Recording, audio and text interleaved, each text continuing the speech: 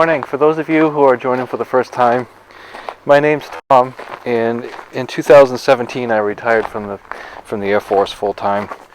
I bought this place here in 2013, not too long after my father passed away, and then I spent the last couple of years on the farm when I could.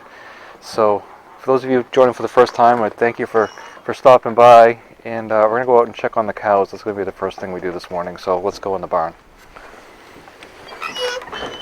So it'll probably take a second to adjust to the light, but the 1938 bank barn, and a bank barn is just basically built into a side of a hill, and it's a drive-through barn, so you can drive in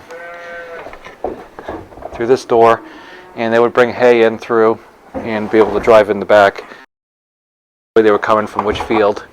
And then you can see up here is a hay fork, and this is a newer hay fork which is designed for hay bales, whereas some of the older forks were designed to pick up loose hay. And along the right, these were all cow stalls. It was a dairy farm. The original barn, actually the original barn is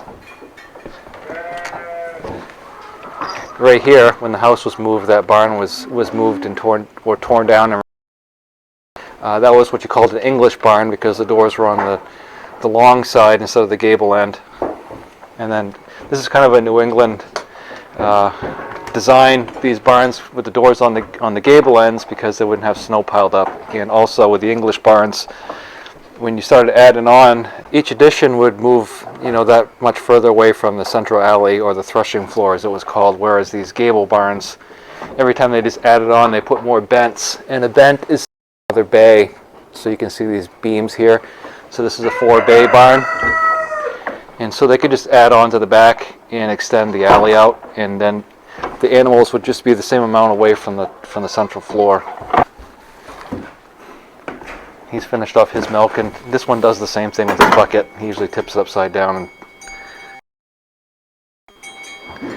wears his bucket for a hat.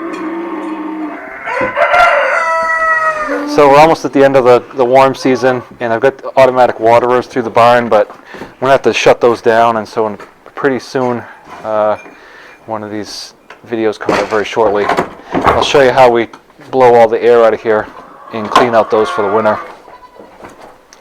This right here used to be the horse stall, and I use it for putting some of the medical supplies in, collars, chicken feeders, pretty much everything. And then I've got a sliding door here that I close and keeps the animals out of it. And a few years ago I cut these windows in the back of the barn just to put some light in here. And it's kind of a scramble to get into this chicken coop before the chickens all think it's a free-for-all and come out, so bear with me here for a second while I get in here. It's not too bad today, but a lot of days as soon as I open up the door, they think it's go time and want to head out.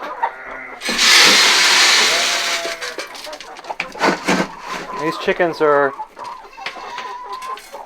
sometimes free-ranged outside. A lot of times they're just floor-raised or cage-free, and so these are some pumpkins that we've grown. But I'm going to miss the automatic water for all the animals. I've got automatic water for the cows under the barn, for the sheep down at the end, and then I just got this little valve here. Now this water right here is it's heated. I've got a grow light on a timer to extend the season, or to extend the day for the chickens.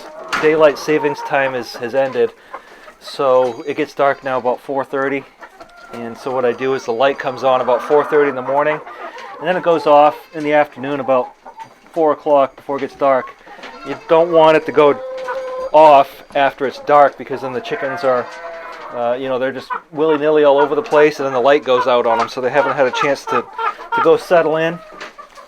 And most of these chickens are brand new this year, but some of them are second-year layers, and so the second year they don't lay quite as much, but they will lay much bigger eggs. So the chances of getting double yolkers the second year are in triple yolkers even. So this is a regular egg, and that's just paint on my hand. I've been painting tractors. You can see the difference. So this is the first year egg and then a second year egg, and so it's a little misshapen.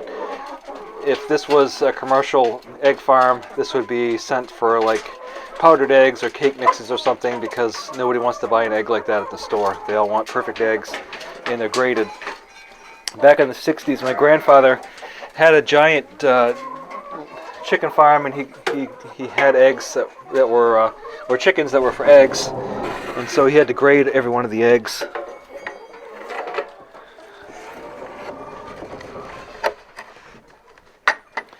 Back in the 50s and 60s, Maine was a really big grower of broiler chickens, which are meat birds, and also egg farms, commercial egg farms.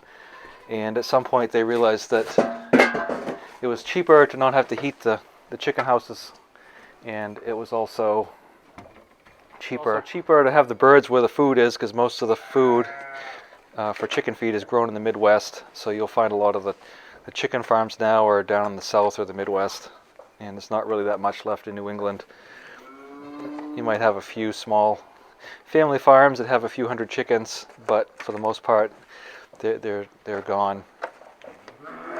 There used to be a saying that brown eggs are local eggs and local eggs are fresh, and Maine used to primarily have chickens that laid brown eggs, and they were a sex link. They were either a black or a red sex link chicken. Some people call them comets now, but brown eggs were local Maine eggs, and the reason being is these white eggs, people would say they're from the South, and they are chickens of Mediterranean heritage, so they don't do so great in the cold. They have long wattles and combs, and they tend to freeze. So white eggs were kind of a rarity up here. So if you went to the store and bought white eggs, they didn't come from Maine. But now, you know, small farms, we have whatever we have. So for the cows and the sheep, they kind of get the same mix. They get corn and oats, and then in here, this is mostly alfalfa pellets, and another to what they call forage extender. And forage extender is it's basically just alfalfa. So what forage extender does is you feed this in addition to hay, and you can feed less hay and more of this, and it amounts to the same thing. It's still a forage or a grass. It just comes in pellets, so there's nothing wrong with it. It's just pelletized, and it takes up a lot less space. And the price of hay and everything, this gives you the ability to get forage even in a bad year when it's rainy or drought, and you can't get as much hay in. So this is a good benefit. In previous years, this whole loft here would have been full of hay. I've since moved away from a lot of square bales, and I use round bales, which you see here, and then I've put in a lot of loose hay this year.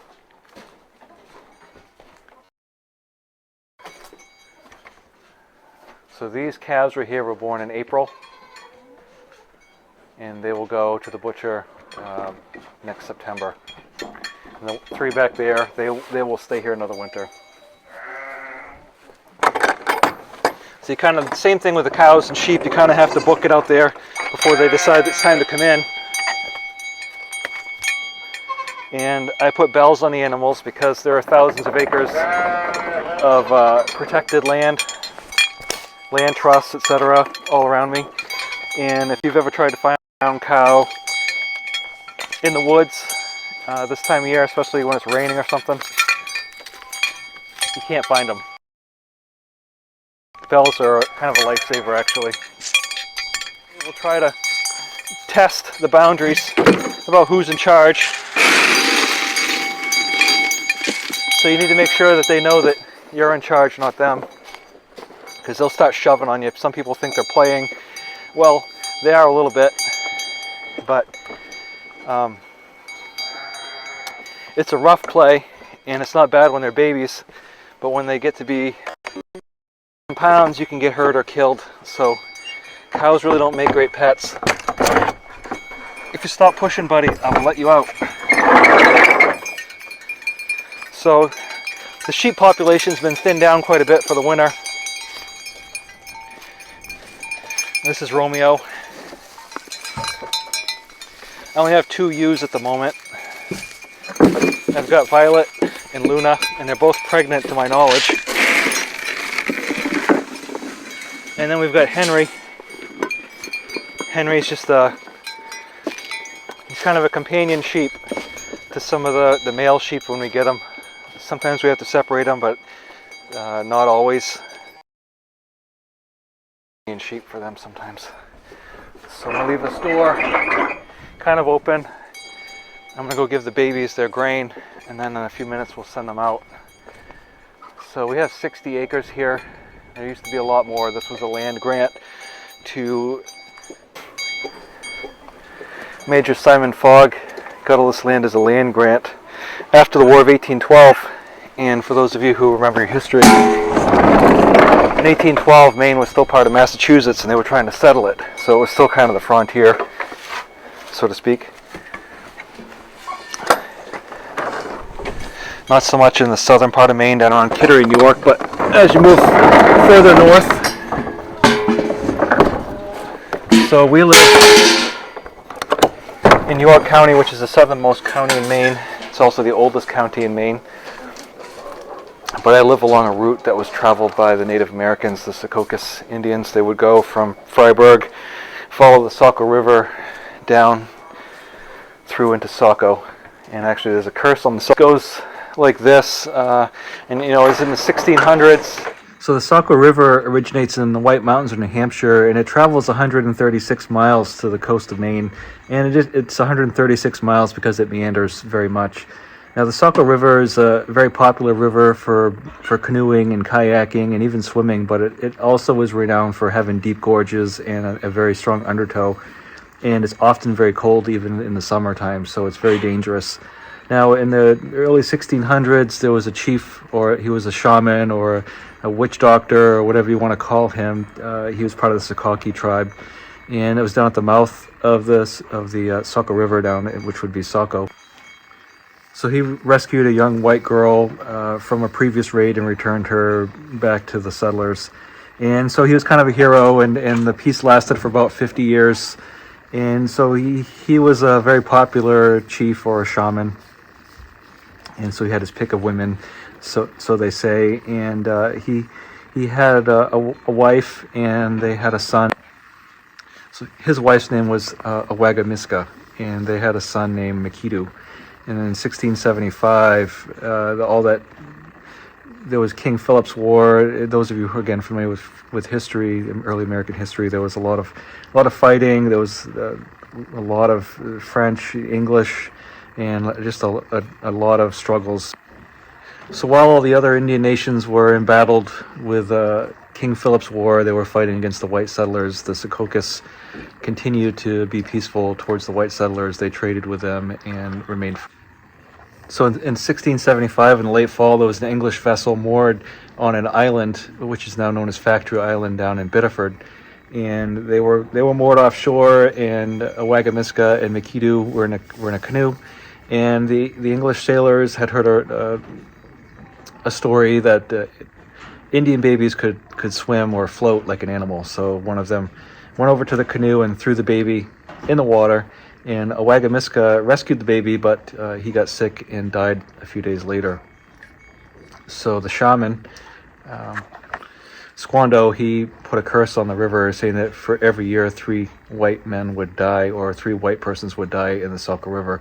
And it's 136 miles. It's full of tourists, and that has always held true. There's always been at least 3 people who have died in the Saco River. And is it because of the curse?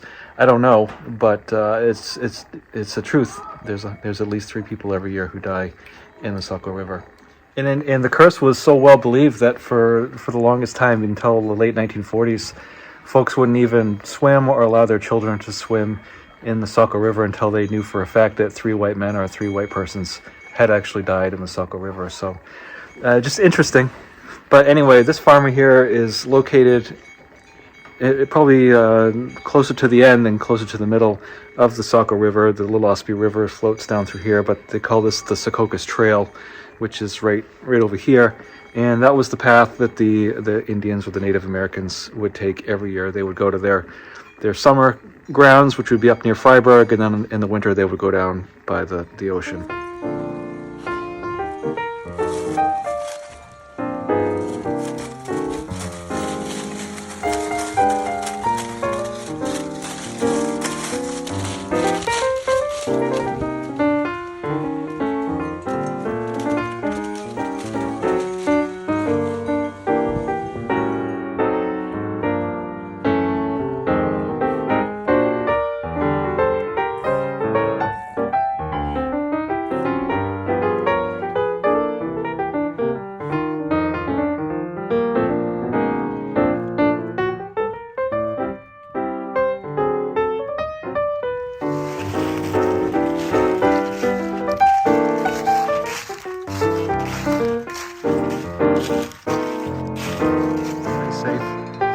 Come on!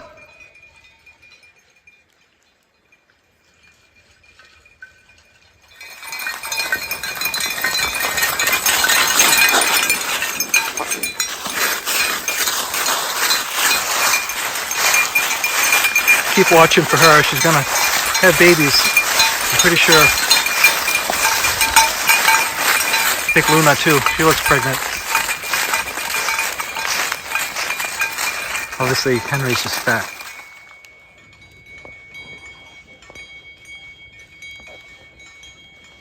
These were the 2 spring babies. I got them in April. Looking pretty good.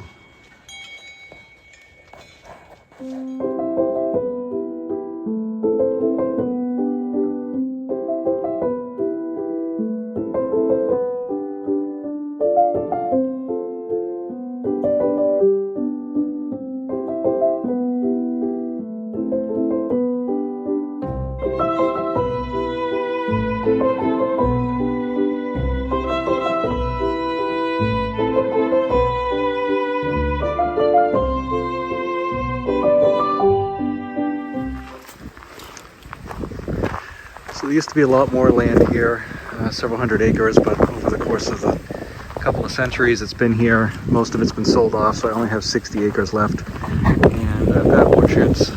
We do grow some vegetables. I have sheep and cows, and of course the chickens.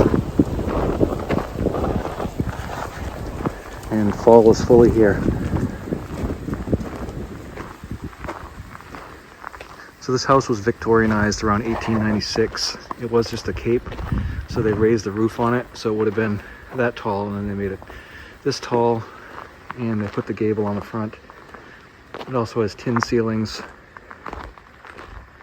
and at that time they added this kitchen L on right here, so this is what they call the big house, and then the little house. So the big house at this point would have just been for the living and sleeping. And then the kitchen L would have been, of course, where they would eat and cook. So there was a cook stove instead of the fireplaces. This would have been called the back house. And there's a hallway in the back that goes down to what would have been the privy, which is where the term back house came from. Now, before 1938, this was all connected. So the privy would have been right in here. And then this was connected to the barn. But after the barn burned down, they rebuilt it and didn't put that connection back on. Then the garage was built. There was also a chicken house down there. There was a smokehouse. The pump house is out back. There was a pond down back, or a dug well, I should say. I've got ponds now. And I've since filled in those dug wells because they were dangerous. But right there is the old pump house that had a hit in this engine. They would pump water up into a 500-gallon tank in the basement of the house. My great-aunt-uncle bought this house in 1941, and at the time there was a third family to live here. The original family, Simon Fogg's son, Cyrus, he had 5 children, 3 of which died in this house before the age of 5. And they all died within 3 years. We really strongly believe the house is haunted. My wife has seen a child, a small girl in white. And also in the cellar, there's only one way really in besides the stairs. There's like a bulkhead through the shed here. and when you head down back by the boiler, there's no way out. My wife went down there one day looking for me, and she saw a man heading around the corner to the boiler, and she got down there, and there was nobody there. I've got one friend who has strong ESP, and she's felt the presence here and has described, without even knowing, kind of what the owner looked like. So it's very interesting. But they're friendly ghosts. Most of the time they just move stuff around. I've had this one door up in the hallway upstairs just mysteriously open, like every morning at like 2:30, and I've gone out there at like 2:30 and seen the door open. And so finally I put a lock on it, and it hasn't done that anymore, but every day, 2:30, door open. You coming? You want supper? Come on. Let's go. Bedtime.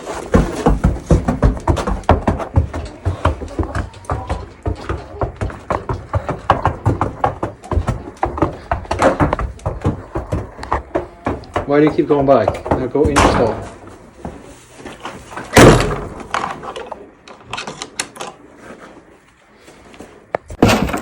What you got going on there? I think you got it all. I might have missed a spot. I gotta check. So I retired in 2017 after 25 and a half years in the military, and so I stay here now most of the time and raise these animals and live my life to the fullest extent possible. So for those of you, if this is your first time watching, I appreciate you showing up today, and hopefully you'll stick around. If you haven't already, please take a moment and subscribe to the channel. I hope you enjoyed the video, and I'll talk to you soon. Thank you.